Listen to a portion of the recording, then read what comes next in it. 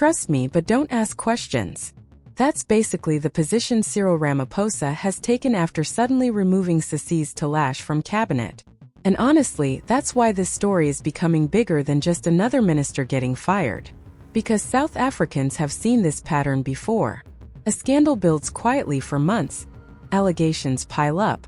Parliament starts asking uncomfortable questions, media investigations keep digging, and then eventually someone disappears from office without the public ever getting a full explanation.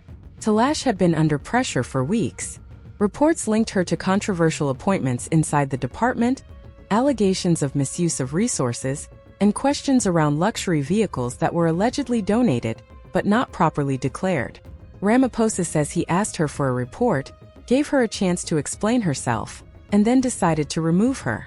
But when MPs asked him directly what pushed him to make the final decision, he basically said, "I don't owe you that answer." And politically, that response matters.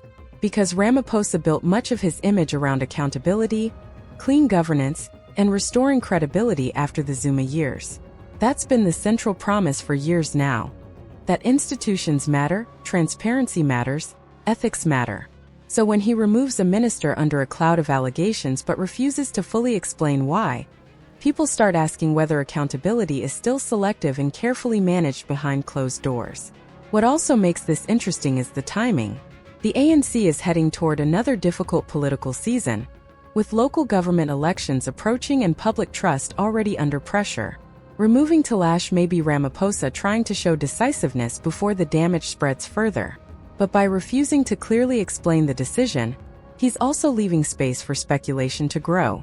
And that vacuum always becomes dangerous in politics. Because once leaders stop explaining their decisions, the public starts filling in the blanks themselves.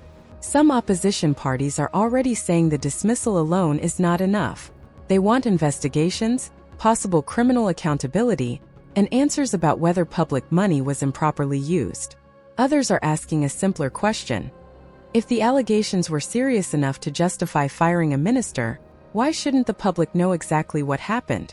That's the uncomfortable thing sitting underneath this entire story. Sisisi Tolashe is gone from cabinet, but the silence around why she was removed may end up becoming the bigger political story.